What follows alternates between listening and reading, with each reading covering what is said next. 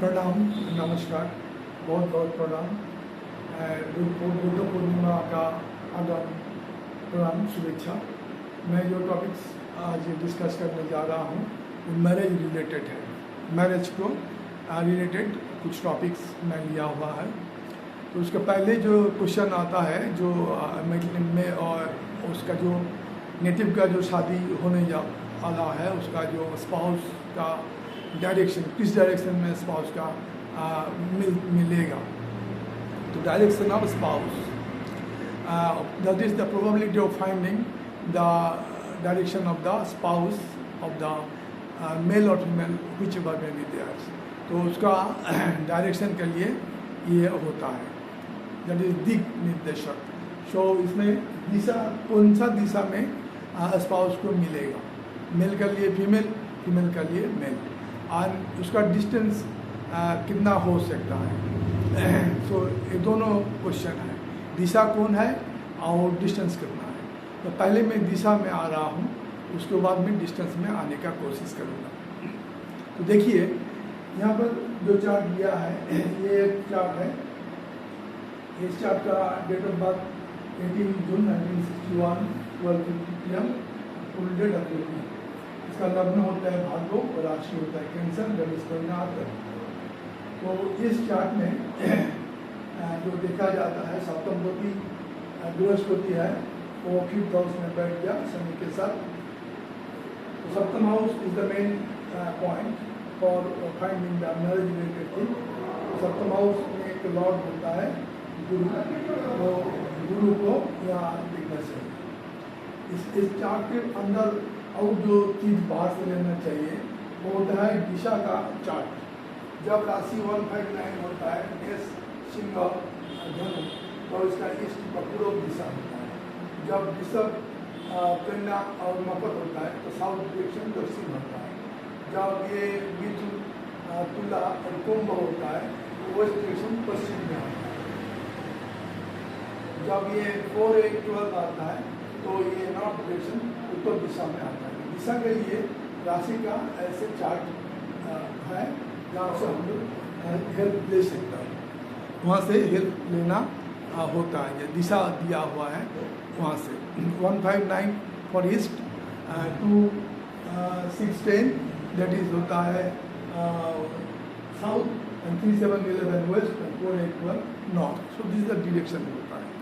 लेकिन each planet है direction. Sun का ईस्ट होता है, सन का ईस्ट, जुपिटर का नॉर्थ ईस्ट, सन का पूर्व, जुपिटर का उत्तर पूर्व, यानी नॉर्थ ईस्ट, मंगल का साउथ, बुध का नॉर्थ, शुक्र का साउथ ईस्ट, शनि का वेस्ट पश्चिम, मून का नॉर्थ वेस्ट वायव्य कोण, राहु का साउथ वेस्ट नैऋत्य कोण, एंड केतु का नॉर्थ वेस्ट, दैट इज वायव्य कोण में केतु भी होता है। तो ये डायरेक्शन होता है, ये प्लैनेटरी डायरेक्शन, ये राशि डायरेक्शन। तो राशि डायरेक्शन के साथ प्लैनेट को डायरेक्शन मिलाकर इसको हम लोग एंडिंग करने का प्रयास करूँगा, कैसे इसको सॉल्व किया जाता है। तो इस नेटिव को 7th हाउस का लॉर्ड जुपिटर है, पहले बोल दिया। तो जुपिटर मकर राशि में है शनि के साथ। तो जुपिटर मकर राशि शनि के साथ था। जुपिटर का डायरेक्शन जब हम लेता है ये प्लैनेटरी सिस्टम में, तो जुपिटर का डायरेक्शन होता है नॉर्थ ईस्ट, उत्तर पूर्व। सो उसका probability of finding the spouse ये नॉर्थ ईस्ट होने का एक तरीका मिलता है from the 7th Lord. 7th Lord is very important. Second जो पार्ट होता है 7th हाउस में, इस चार्ट में कोई ग्रह नहीं है, सो कॉम्प्लिकेसी घट गया। But we have to consider Venus also. Venus is the main planet for विवाह का मूल कारण जो वेनस को माना जाता है। तो वेनस जिस हाउस में बैठे, वेनस इस चार्ट में मेष में बैठा, 1 नंबर लिखा हुआ है, तो मेष पूर्व डायरेक्शन का दिशा देता है।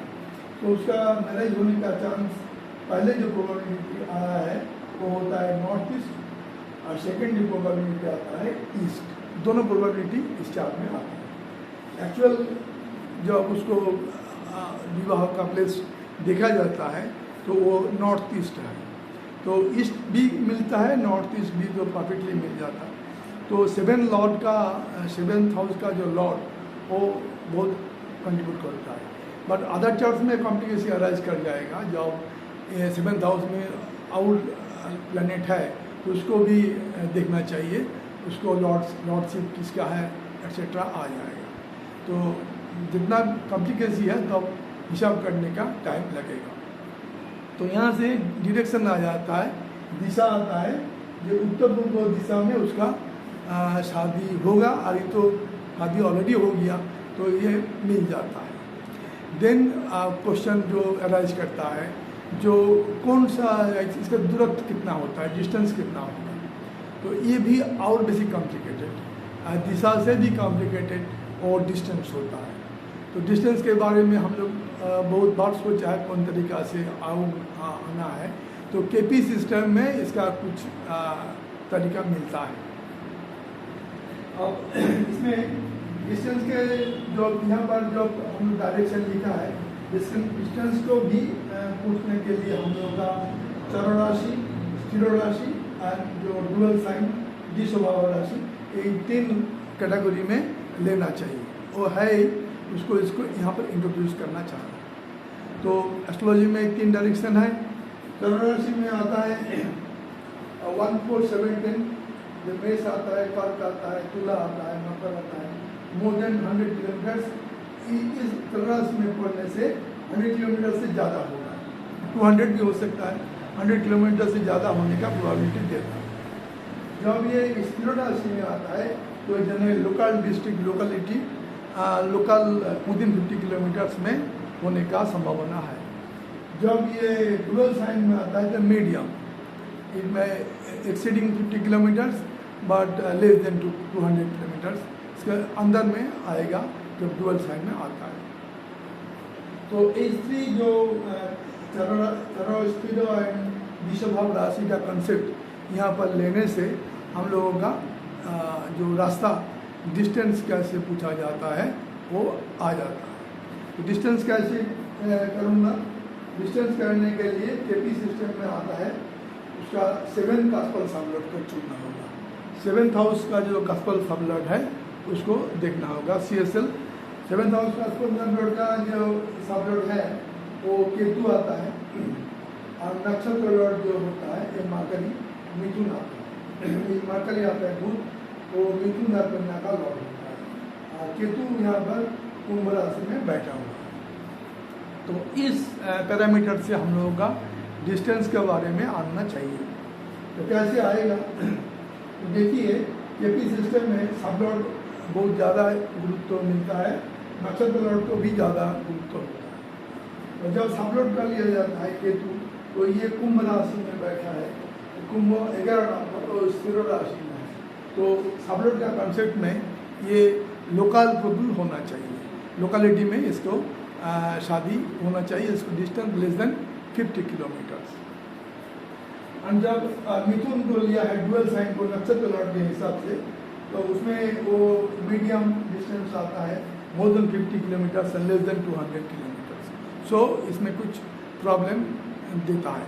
एक्चुअली जो फाइंडिंग्स है ये तो सीनियर मैन है, इसके साथ भी हो गया, ये 50 किलोमीटर्स का अंदर भी हो गया। दैट मीन्स सबलॉर्ड का जो कॉन्सेप्ट है वो उसको फॉलो करता है। तो इसलिए just by thinking of KP system, उसमें डायरेक्शन का लिए और डिस्टेंस के लिए कुछ तरीका मिलता है। एंड फॉर दिशा का लिए कौन दिशा में होगा, उत्तर, पूर्व, पश्चिम, दक्षिण, इसके लिए जनरल जो 7th हाउस का जो मालिक है, उसका जो लॉर्ड्स है, वो लॉर्डशिप को देखना चाहिए, उसको डायरेक्शन का देखना चाहिए। एंड विनस जिस हाउस में बैठा हुआ है उस राशि का डायरेक्शन भी देखना चाहिए। So just by seeing this parameters you can conclude something. ये कॉम्प्लिकेशन कब आ जाएगा, जब 7th हाउस में ज़्यादा से ज़्यादा प्लैनेट बैठ जाता है, तब इस ग्रहों का लिए, इस प्लैनेट का लिए अलग अलग हिसाब आता है, उसमें कौन सा प्रोबेबिलिटी ज़्यादा है उसको लेना चाहिए। So it is not so easy process, but जिस तरीके जो सिंपल चार्ट है उसको हिसाब आता है। तो मेन जो प्रिंसिपल बता दिया वो होता है डायरेक्शन और दिशा के लिए 7th हाउस का जो लॉर्ड्स उसको देखना चाहिए, वो कहाँ बैठा हुआ देखना चाहिए, एंड उसका डायरेक्शन वो इस प्लैनेट को देखना चाहिए। एंड सेकंड होता है प्लेसमेंट ऑफ वेनस। वेनस कौन राशि में बैठा हुआ है, वो कौन डायरेक्शन के दिखाता है, दिशा दिखाता है, उसको भी लिया जाता है। और तरीका है उसमें कॉम्प्लिकेसी आ जाएगा। दैट इज डायरेक्शन है ये वेनस का सप्तम भाव में कौन प्लैनेट बैठा हुआ है, कौन राशि है, उसको भी लेना चाहिए। और सब लेने से ये कॉम्प्लिकेटेड हो जाएगा। Just to simple thing, Venus को लीजिए और सप्तम हाउस का लॉर्ड्स को लीजिए, then you can conclude something, कुछ आइडिया आपके साथ आ जाएगा। तो मैं और ज़्यादा बात नहीं लेना चाहिए। बहुत बहुत बहुत प्रणाम, बहुत बहुत नमन। आप इसको काइंडली लाइक कर दीजिए, डिसलाइक होने से भी वो भी कर दीजिए, और जो कमेंट इसको क्या करने से अच्छा होगा, इसमें क्या भूल है और क्या गुस्साना चाहिए, तो आप कमेंट में लिख देना चाहिए। तो नेक्स्ट जो आप वीडियो हम लोग बनाएगा तो आपको एडवाइस हम लोग ग्रहण कर लीजिएगा। तो बहुत बहुत प्रणाम, बहुत बहुत शुभेच्छा। मैं यहाँ पर ये जो आलोचना ये समाप्त करता हूँ। नमस्कार।